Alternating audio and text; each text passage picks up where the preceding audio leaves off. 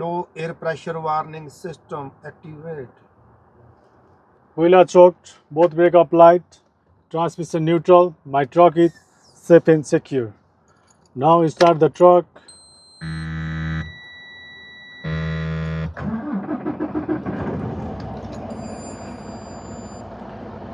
Air pressure is above 100 psi, both brake applied.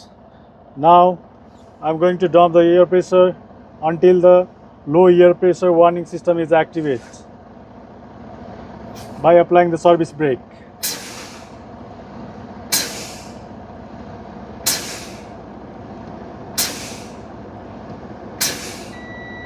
Low air pressure warning system is activated on 60 to 65, which is good. If it's activated below than the 55 psi, it has a defect.